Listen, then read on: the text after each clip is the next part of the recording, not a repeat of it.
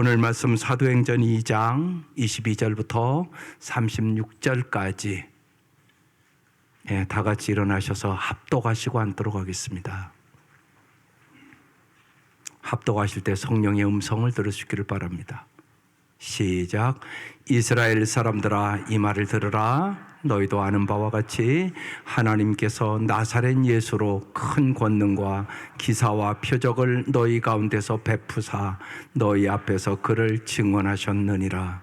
그가 하나님께서 정하신 뜻과 미리 아신 대로 내준 바 되었거늘 너희가 법 없는 자들의 손을 빌려 못 박아 죽였으나 하나님께서 그를 사망의 고통에서 풀어 살리셨으니 이는 그가 사망에 매어 있을 수 없었음이라. 다윗이 그를 가리켜 이르되 내가 항상 내 앞에 계신 주를 배웠음이니 나로 요동하지 않게 하기 위하여 그가 내 우편에 계시도다. 그러므로 내 마음이 기뻐하였고 내 혀도 즐거워하였으며 육체도 희망에 거하리니 이는 내 영혼을 음부에 버리지 아니하시며 주의 거룩한 자로 썩음을 당하지 않게 하실 것임이로다. 주께서 생명의 길을 내게 보이셨으니 주 앞에서 내게 기쁨이 충만하게 하시리로다 하였으므로 형제들아, 내가 조상 다윗에게 대하여 담대히 말할 수 있노니 다윗이 죽어 장사되어 그 묘가 오늘까지 우리 중에 있도다. 그는 선지자라 하나님이 이미 맹세하사 그 자손 중에서 한 사람을 그 위에 앉게 하리라 하심을 알고 미리 본고로 그도의 부활을 말하되 그가 음부에 버림이 되지 않고 그의 육신이 썩음을 당하지 아니하시리라 하더니 이 예수를 하나님이 살리신지라 우리가 다 이래 증인이로다. 하나님이 오른손으로 예수를 높이심에 그가 약속하신 성령을 아버지께 받아서 너희가 보고 듣는 이것을 부어주셨느니라. 다윗은 하늘에 올라가지 못하였으나 친히 말하여 이르되 주께서 내 주에게 말씀하시기를 내가 내 원수로 내 발등상이 되게 하기까지 너는 내 우편에 앉아있으라 하셨도다 하였으니 그런즉 이스라엘 온 집은 확실히 알지니 너희가 십자가에 못 박인 이 예수를 하나님이 주와 그리스도가 되게 하셨느니라 하니라. 아멘. 오늘 말씀의 제목이 성령님께서 설교하시다. 여러분, 하나님의 말씀을 들을 때 성령님의 말씀의 역사를 꼭 경험하시기를 바랍니다. 설교란 사람이 자기 생각을 말하는 것이 아닙니다. 강연이나 세미나가 아니에요. 그냥 좋은 얘기다 이게 아닙니다. 깊이 축적된 지식을 나누는 행위도 아닙니다. 진정한 설교는 성령님이 하시는 겁니다. 설교는 여러분이 이렇게 살았으면 좋겠습니다라고 말하는 것이 아닙니다. 이렇게 사십시오 그렇게 말하는 것이에요. 여러분이 말씀대로 살아야만 반드시 승리하는 삶을 살아가는 겁니다. 말씀을 듣고 말씀대로 안 살잖아요. 그러면 어떤 결과가 올까요? 성경이 수없이 우리에게 증거해주고 있는 것입니다. 오늘 본문은 성령님이 베드로를 통하여 설교하십니다. 어떤 설교입니까? 베드로가 한 이 설교의 핵심 메시지는 성령의 역사는 인간이 의도적으로 조작해서 만든 사건이 아니라고 얘기하는 것이에요. 성령의 사건은 하나님이 예비하신 사건이고 구약 성경 요엘서에서 이미 예언한 것에 대한 성취다 그렇게 얘기하는 거예요. 그러면서 오늘 본문이 핵심 설교입니다. 첫째로 하나님께서 행하셨다는 겁니다. 22절 다시 보겠습니다. 이스라엘 사람들아, 이 말을 들으라. 너희도 아는 바와 같이 하나님께서 나사렛 예수로 큰 권능과 기사와 표적을 너희 가운데서 베푸사 너희 앞에서 그를 증언하셨느니라. 여러분이 성령의 사건은 언제나 그 주체가 예수 그리스도라는 사실을 분명히 아셔야 됩니다. 우리가 오순절의 성령의 역사를 이해할 때 나타나는 현상만 가지고 이해하면 잘못된 성령 운동을 하게 되는 것입니다. 한국에는 잘못된 성령 운동이 많았습니다. 예수 그리스도가 없는 성령의 사건은 아무것도 아닙니다. 진정한 성령 운동과 성령의 역사는 오직 예수님만 높이는 데 목적이 있습니다. 즉 예수 사건 없이 성령 사건은 없다는 말씀입니다. 그래서 베드로가 소개한 예수님은 어떤 분인가? 본문의 세 가지를 뚜렷하게 먼저 얘기합니다. 첫 번째, 예수님은 기적과 표적을 베푸신 예수 그리스도라고 얘기하는 것입니다. 22절을 다시 보면 하나님께서 나사렛 예수로 큰 권능과 기사와 표적을 너희 가운데 베푸사 너희 앞에서 그를 증언하였다고 얘기합니다. 예수님은 실제로 여러분 성경을 읽어보세요. 문둥병자를 고치시고요, 안진병이 일으키시고요, 소경의 눈을 뜨게 하시고요, 더러운 귀신을 쫓아내고요, 성난 파도를 잔잔케 하시고요, 오병이의 기적을 행하시고요. 예수님의 삶이 큰 권능과 기사와 표적의 삶이었단 말입니다. 믿습니까? 이 역사가 오늘도 여러분의 삶에 일어날 수 있음을 믿으셔야 된다고. 둘째로 십자가를 지신 예수 그리스도라고 얘기하는 것이에요. 23절, 그가 하나님께서 정하신 뜻과 미리 아신 대로 내준 바 되었거늘 십자가에 너희 법 없는 자들의 손을 빌려 못 박아 죽였으나. 십자가는 하나님이 정하신 뜻이요, 미리 아신 대로 내준 바 된 하나님의 구원 계획이라는 겁니다. 예수님은 나의 뜻대로 마옵시고 아버지의 뜻대로 없어서 정말 땀이 피처럼 되기까지 기도하시고 하나님의 뜻에 순종하여 십자가를 지셨습니다. 그리고 여러분 알잖아요. 그 십자가로 우리가 구원을 얻은 것입니다. 그러나 너희가 법 없는 자들의 손을 빌어 못 박아 죽인 것이라고 베드로는 지금 설교하고 있는 것입니다. 성령을 통하여 베드로는 너희가 죄 없다고 하지만 사실은 너희들이 하나님의 법을 모르는 빌라도와 로마 병정과 그 하수인을 이용해서 예수님을 십자가에 못 박아 죽겠다는 것입니다. 그들이 죽인 것이 아니라 지금 이 설교 듣는 너희들이 죽인 거라고 지금 얘기하는 것이에요.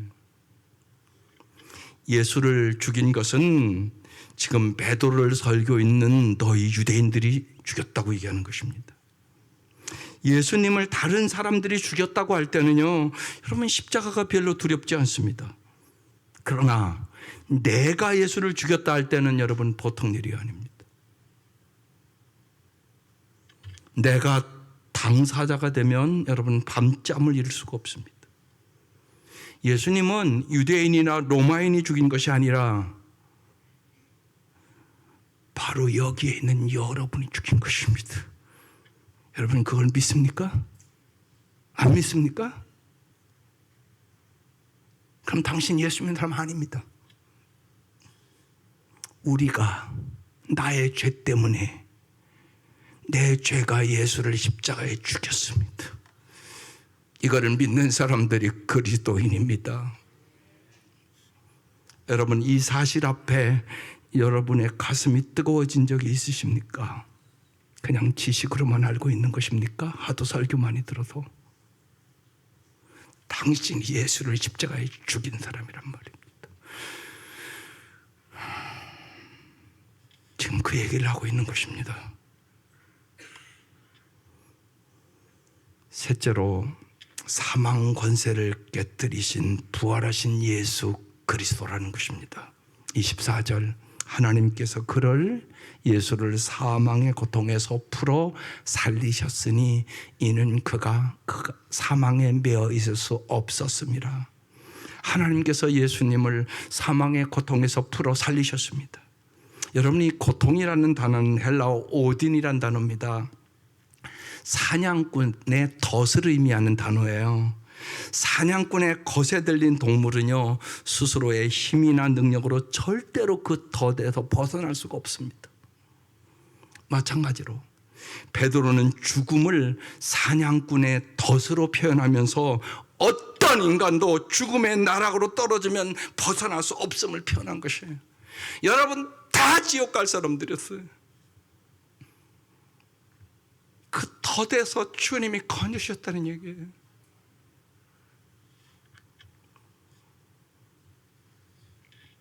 베드로는 하나님께서 나사렛 예수를 사망의 덫에서 풀어주신 것은 우리를 영원히 살리기 위함이라고 얘기하고 있는 것입니다. 하나님께서 우리를 부르신 것은 죄로 인하여 사망의 덫에 걸려 죽어가는 우리를 예수 그리스도 안에서 그 덫으로 풀어줘 영원히 살리기 위함이다. 영생을 주기 위함이다. 하나님이 세상을 이처럼 사랑하사 독생자를 주셨으니 이는 저를 믿는 자마다 멸망치 않고 영생을 얻게 하려 하심이니라. 믿습니까? 그러면서 예수님은 우리에게 물으십니다. 요한복음 11장 25절 26절 말씀을 여러분 꼭 믿으셔야 합니다. 예수께서 이르시되 나는 부활이요 생명이니 나를 믿는 자는 죽어도 살겠고 무릇 살아서 나를 믿는 자는 영원히 죽지 아니하리니 이것을 내가 믿느냐? 여러분 믿습니까? 구원받은 그리스도인으로 살아간다는 것은 하나님께서 우리를 사망의 덫에서 영원히 풀어주었음을 믿고 살아가는 것입니다. 여러분 진실로 부활을 믿으셔야 합니다. 그래야만 죽음을 이길 수 있게 되는 것이에요. 부활을 안 믿는 사람은 죽음을 이길 수 없습니다.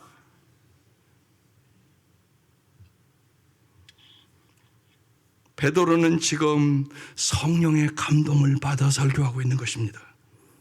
예수님의 기적과 표적이 없는 성령은 없고 십자가 없는 성령도 없으며 부활 없는 성령은 없다는 것입니다. 예수님이 행하신 모든 일은 하나님이 하신 일이라는 것입니다. 베드로의 설교는 성령 충만한 사람이란 모든 의미의 사망의 덫에서 인간을 풀어 살리시는 하나님을 보고 믿고 그 하나님을 의지하여 오늘의 현실을 사는 사람입니다. 그래서 세상을 이기는 것입니다. 공생애를 시작하신 예수님은 자신이 세상에 오신 이유를 이렇게 누가복음 4장에 설명을 합니다.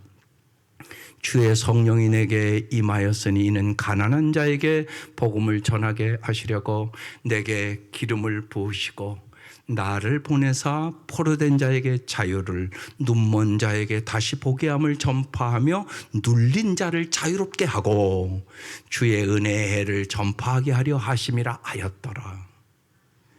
예수님께서 이 땅에 오신 목적이 가난한 사람, 포로된 사람, 눈먼 사람, 눌린 사람에게 해방을 주러 왔다는 것입니다.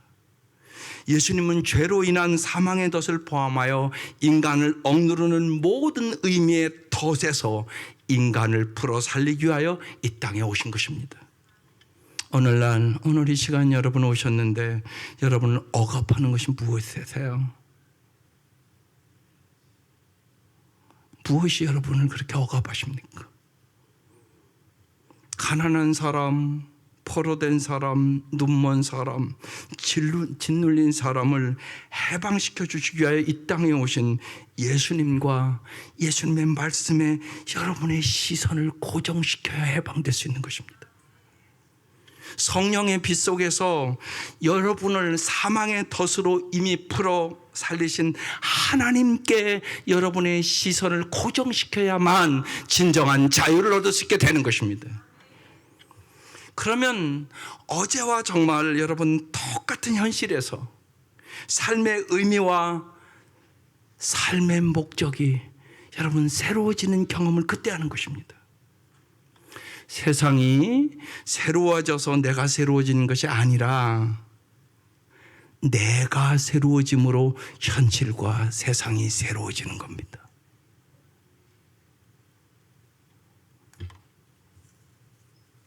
여러분의 심령이 중요하다는 얘기입니다. 쉬운 얘기로 참다운 평화와 기쁨과 행복이 당신의 마음에 있는 것입니다.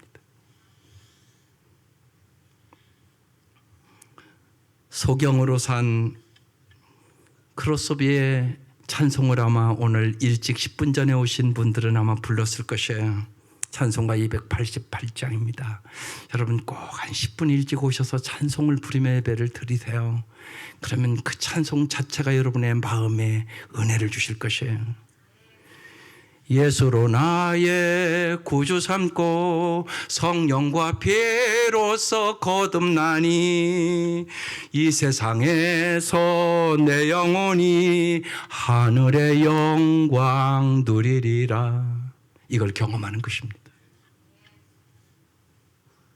성령님이 지금 여러분에게 임해 계십니다.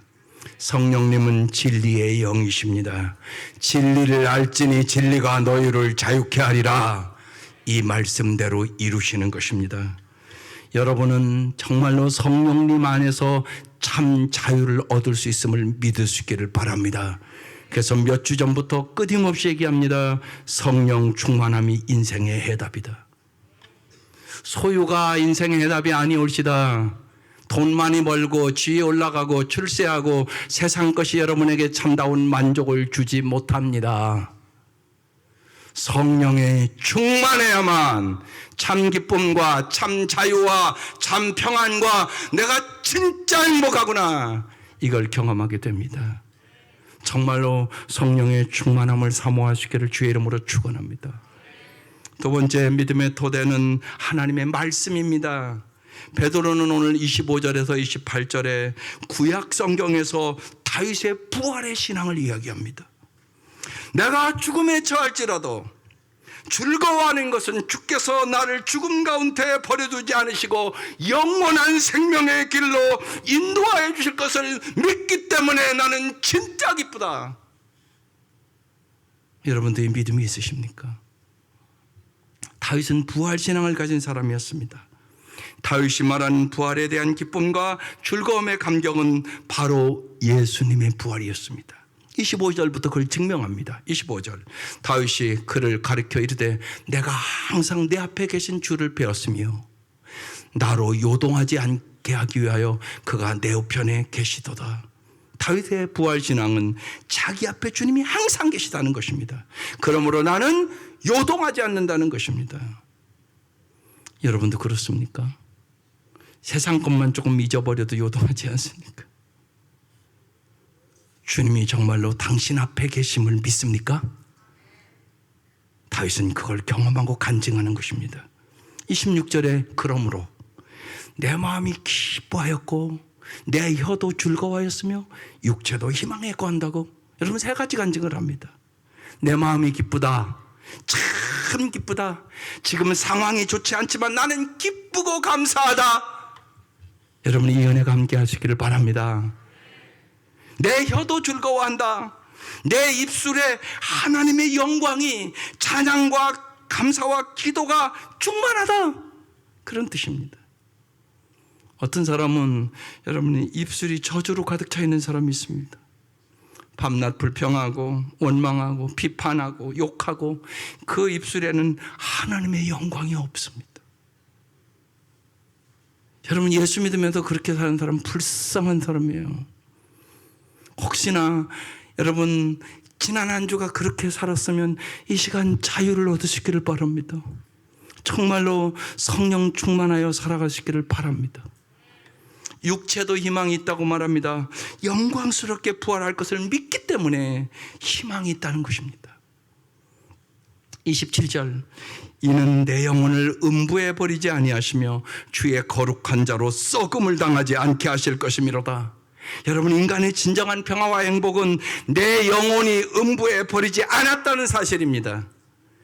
내 영혼이 구원받았다. 나는 지옥에 안 간다는 사실 앞에 눈물을 흘리고 춤을 추고 내 영혼 깊은 곳에서 감사와 기쁨이 넘쳐나는 것입니다. 아, 우리 아버지 천국 갔어. 권사님 오늘 이렇게 오셨는데 그 확신이 있잖아요. 받잖아요. 우리 아버지 천국 갔어. 여러분 그 기쁨이 있어야 될 거 아니셔요, 여러분에게? 여러분의 부모님들 다 천국 가시겠습니까? 솔직히 한번 물어보십시다.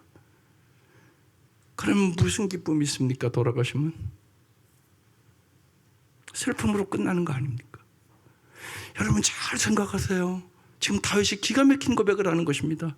내 영혼을 음부에 버리지 아니하고 주의 거룩한 자로 썩음을 당치 않게 하실 것입니다. 내 영혼이 구원받았어. 나는 지옥에 안 가. 그 얘기란 말이에요. 이 은혜가 여러분뿐만이 아니라 여러분의 사랑하는 모든 사람들에게 임하시기를 주의 이름으로 축원합니다. 여러분을 통하여 여러분의 사랑하는 사람들이 다 구원을 얻어야 되는 것이에요. 다윗은 이 부활의 기쁨을 이렇게 찬양합니다. 28절, 주께서 생명의 길을 내게 보이셨으니 주의 앞에서 내게 기쁨이 충만하게 하시리로다 하였으므로, 베드로는 정말로 자신이 이 시를 인용한 이유를 이렇게 밝히고 있습니다. 29절, 형제들아, 내가 내 조상 다윗에게 대하여 담대하게 말할 수 있노니 다윗이 죽어 장사되어 그 묘가 오늘까지 우리 중에 있도다. 30절, 그는 선지자라 하나님이 이미 맹세하사 그 자손 중에서 한 사람을 그 위에 앉게 하리라 하심을 알고 미리 본 고로 그도의 부활을 말하되 그가 음부에 버림이 되지 않고 그의 육신이 썩음을 당하지 아니하시리라 하더니, 이 예수를 하나님이 살리신지라 우리가 다 이 일의 증인이로다. 베드로는 지금 이렇게 말하고 있는 것입니다. 예수를 하나님이 살리셨다. 다윗이 말했던 그 부활이 지금 이루어졌다. 나는 이 일의 증인이다. 목격자다. 지금 그렇게 증거하고 있는 것입니다. 베드로는 다윗의 시가 예수 그리스도의 부활에 대한 예언이라는 것입니다. 다윗은 예수님을 죽음 가운데 살리실 하나님께서 자신의 생명도 책임져 주실 것을 믿었다는 얘기입니다. 여러분 생각해 보세요. 어떻게 이런 설교를 합니까? 오늘 이 본문을 읽고하면서 무엇보다 제 마음에 엄청난 감동이 왔습니다. 이건 베드로가 설교한 것이 아니다. 베드로의 입을 통하여 성령님이 말씀하신 것입니다. 성령께서 오늘 이 시간 부활이 믿어질 수 있기를 바랍니다. 예수의 십자가와 부활을 믿지 않는 사람은 예수 믿는 사람이 아니올시다. 반드시 주님의 십자가가 나를 위한 십자가고 주님의 부활이 나를 위한 부활임을 믿는 사람이 영생을 얻습니다. 이 확신이 반드시 있어야 됩니다. 정말로 부활을 믿으시기를 바랍니다. 그래야 우리가 세상을 이깁니다. 죽음을 이깁니다. 어떠한 환경도 이길 수 있게 되는 것입니다. 여러분은 힘들으면 죽기밖에 더 하겠습니까? 솔직히 힘드세요? 인생? 너무너무 힘드세요? 죽기밖에 더 하겠습니까? 사람이 힘들으면 그러잖아요. 죽기밖에 더 하겠냐? 최한기 목사님이 그러셨습니다. 너무나 힘들고 이럴 때마다 죽기밖에 더 하겠어? 그러니까 이길 수 있는 힘이 생기더래요. 여러분 부활을 믿고 부활의 주님과 함께 진짜 살아가시기를 바랍니다. 주님은 죽은 자를 살리십니다. 없는 것을 있게 하십니다. 창조주십니다. 그리고 영원히 우리를 독생자를 주기까지 사랑하는 주님이십니다. 여러분 무슨 더 증명해드릴 사랑이 어디 있습니까? 십자가가 여기 있잖아요. 더 이상 어떻게 증명을 해야 하나님의 사랑을 여러분이 진짜 믿겠습니까? 십자가를 믿으시기를 바랍니다. 그래서 여러분 세 번째 믿음은 모험입니다. 한 인간이 자기 중심으로 살아오던 세계를 탈피하여 하나님 중심의 세계로 진입하는 것입니다. 욕망의 노예였던 삶을 벗어던지고 진리를 위하여 자신을 내던지는 것입니다. 이 믿음의 모험은 토대가 영원하신 하나님과 하나님의 말씀이므로 하나님께 의하여 보증될 것이요 새로운 역사의 창조로 귀결되는 것입니다. 다윗이 골리앗 앞에 나갈 수 있었던 모험의 근거는 하나님과 하나님의 말씀이 그에게 있었던 것입니다. 그 결과 이스라엘 역사를 새롭게 변화시켰습니다. 베드로가 모든 것을 버려두고 예수를 따른 것은 믿음의 모험이었습니다. 베드로는 위대한 인생을 마치게 되었습니다. 바울의 가문과 학력과 경력 등을 다 배설물처럼 버리고 예수를 쫓은 것은 믿음의 모험이었습니다. 하나님께서는 믿음의 모험을 나서는 한 사람 한 사람을 통하여 세상을 새롭게 하십니다. 가정을 새롭게 하십니다. 민족을 새롭게 하십니다. 교회를 새롭게 하시는 것입니다. 33절 하나님의 오른손으로 예수를 높이심에 그가 약속하신 성령을 아버지께 받아서 너희가 보고 듣는 이것을 부어주셨느니라. 너희가 보고 듣는 이것이란 제자들에게 임하신 지금 성령님을 말씀하고 있는 것입니다. 그러면 왜 하나님께서 예수님을 통해 우리에게 성령을 부어주셨습니까? 여러분 다 성령 받으셨죠? 예수 믿은 사람은 성령 받은 겁니다. 그러면 우리로 하여금 성령님의 인도함 속에 하나님의 말씀을 쫓아 나서는 모험을 감행하라고 성령을 부어주신 것입니다. 우리의 모험을 통하여 이 세상을 새롭게 하기 위한 하나님의 뜻이란 말입니다.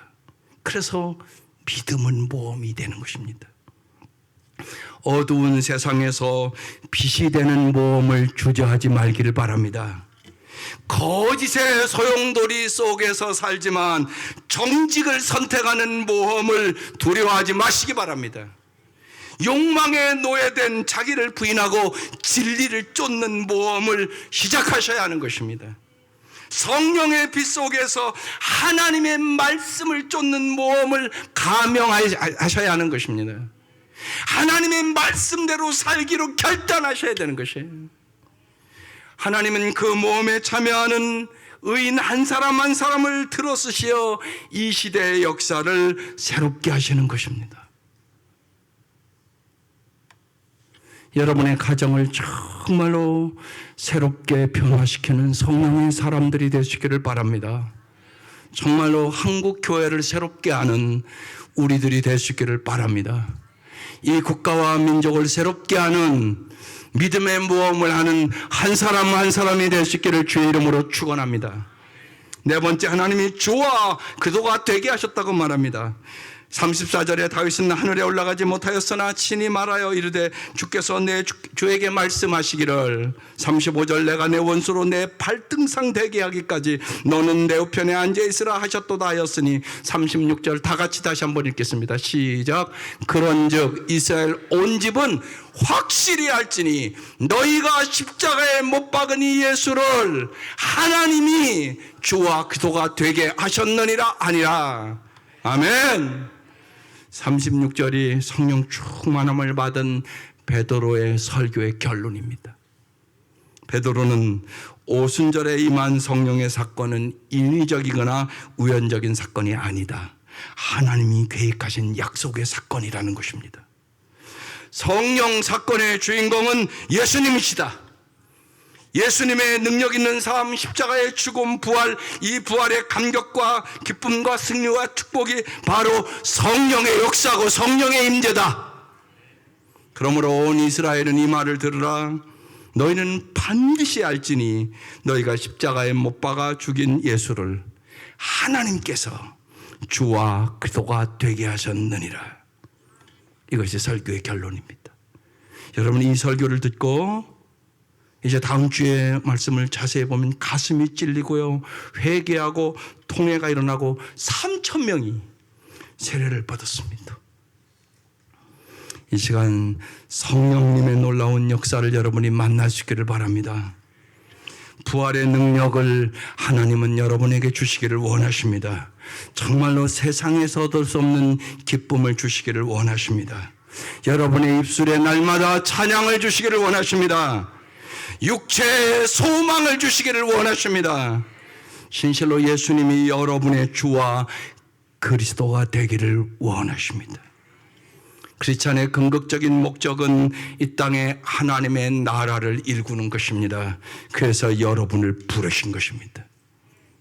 로마서 14장 17절이 그래서 유명한 말씀입니다. 하나님의 나라는 먹는 것과 마시는 것이 아니요 오직 성령 안에 있는 의와 평강과 희락이니라. 고린도전서 4장 20절에는 하나님의 나라는 말에 있지 아니하고 오직 능력에 있음이라. 사랑하는 성도 여러분, 진실로 능력이 있으십니까? 내 가정을 변화시킬 능력이 나에게 있습니까? 내 자식을 변화시킬 능력이 나에게 있습니까? 여러분, 예수 믿으면 성경은 능력이 있어야 된다고 얘기하는 것이에요. 왜 우리는 능력이 없습니까? 그런데 왜 똑같이 그 모양 그 꼴로 자꾸 살아가는 것입니까? 거기에 대한 여러분 갈급함이 없으십니까? 우리가 성령의 충만함을 사모하지 않는 것이에요. 오히려 여러분 쉽게 돈을 훨씬 사모해요. 그래서 옛날보다 잘 살게 됐고 돈도 많아졌고 소유도 많아졌고 집집마다 텔레비도 다 생기고, 우리 어렸을 때는 선풍기만 있는 집도 부잣집이었는데 큰 핸드폰 갖고 있고, 그래서 어떻다는 것입니까? 정말 행복하십니까? 성령이 충만해야 하나님의 나라가 임합니다. 여러분의 마음에 임하는 것입니다. 여러분의 가정에 임하는 것입니다. 교회에 임하게 되는 것이에요. 성령 충만하지 않으면 교회도 교회다운 교회를 만들 수가 없습니다. 정말로 성령 충만함을 사모합시다. 우리가 성령의 충만함을 받지 못하는 것은 우리의 마음이 교만해서 강팍해서 못 받는 것입니다. 회개하셔야 합니다. 겸허해지셔야 합니다. 성령님 앞에 무릎을 꿇으셔야 하는 것입니다. 그래서 어제 저녁 이런 성령 충만하게 하여 기도하며 이렇게 썼습니다. 띄워져 보시죠. 이제는 말이 아니라 능력이 제게 임하게 하여 주옵소서. 관념이나 성경적인 지식이 아니라 살아있는 믿음이 생기게 하옵소서. 성령을 지식의 대상으로 보는 것이 아니라 제 인격의 대상으로 경험하게 하옵소서. 성령님, 이제는 제게 능력이 필요합니다. 능력으로 오시옵소서. 이제 몸에 오시옵소서. 저의 삶의 부활의 주인으로 오시옵소서. 주님, 나는 지금까지 너무 얕은 물에서만 살았습니다. 그것이 신앙의 전부인 줄 알고 살았습니다. 몇십 년을 나는 그렇게 살았습니다. 이제 내가 성령의 깊은 바다 속에 들어가기를 원합니다. 성령의 깊은 지식 속에 들어가기를 원합니다. 내 영혼의 깊은 곳에 들어가기를 원합니다. 여러분, 이게 정말로 저와 여러분의 고백될 수 있기를 바라요. 성령님의 여러분 목마름으로 교회에 올 수 있기를 바랍니다. 여러분에게 이런 사모함과 간절함에 있기를 주의 이름으로 축원합니다. 그래서 정말 새벽에 오늘 와서 이 기도를 다시 한번 간절히 하면서 주님이 이 찬양을 주셨습니다. 할렐루야 하나님 찬양, 할렐루야 예수님 찬양, 할렐루야 성령님 찬양, 삼위일체 하나님 찬양, 할렐루야. 기도드리겠습니다. 다 같이 간절하게 진실로 기도하십시다. 성령님은 여러분을 만나시기를 원하십니다. 부활의 능력을 여러분에게 주시기를 원하십니다. 정말로 세상에서 얻을 수 없는 기쁨을 주시기를 원하십니다. 여러분의 입술에 찬양을 주시기를 원하십니다. 우리의 육체가 어떤 형편에 있든지 소망을 주기를 원하십니다. 다 같이 간절하게 성령의 기름 부으심이 깨달라고 기도하십시다. 주님, 아버지, 성령의 충만함이 무엇보다도 우리의 삶에, 우리의 가정에, 우리의 교회에, 이 민족에 필요합니다. 아버지, 도와주시옵소서. 성령의 놀라운 역사가 없이는 하나님, 내가 변화될 수가 없습니다. 불쌍히 여겨 주시옵소서. 성령의 역사가 없이는 하나님, 내 가정도 내 교회도 이 민족도 변화시킬 수가 없습니다. 성령님, 역사하여 주셔서 사도행전을 다시 쓰게 하시옵소서. 주여, 주여, 성령의 충만함을 무엇보다 사모하게 도와주시옵소서.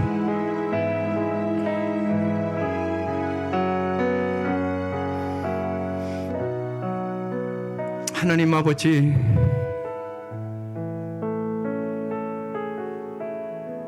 참으로 우리가 사는 이 세상이 찢기고 상처나고 아프고 신음하는 영혼들이 너무나 많은 시대를 살아갑니다. 우리의 힘과 능으로 하나님 나 자신도 변화시킬 수가 없는데 어떻게 내 가정과 내 교회와 이 민족을 변화시킬 수 있겠습니까? 주님께서 진실로 임하셔서 우리에게 성령의 충만함을 허락하여 주시고 성령의 능력 안에서 내 삶이 변하고 내 가정이 변하고 내 교회가 변하고 이 민족을 변화시킬 수 있는 힘을 허락하여 주옵소서. 하나님 진실로 우리 온 성도들이 성령님을 날마다 사모하게 하시옵소서. 애타게 간구하게 하여 주시옵소서. 어려운 일을 볼 때마다, 방황하는 영혼을 볼 때마다, 타락한 영혼들을 볼 때마다 우리의 가슴이 찢어지는 마음으로 성령님을 간구하게 하여 주시옵소서. 성령님 역사하여 주시옵소서. 성령님 도와주시옵소서. 성령님 회복시켜 주시옵소서.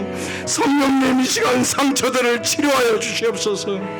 그래야 진실로 주님이 주시는 그 사랑으로, 그 은혜로, 그 능력으로 저희들이 승리하는 삶을 살아갈 수 있도록 은총을 베풀어 주옵소서. 예수님의 이름으로 기도드립니다. 아멘.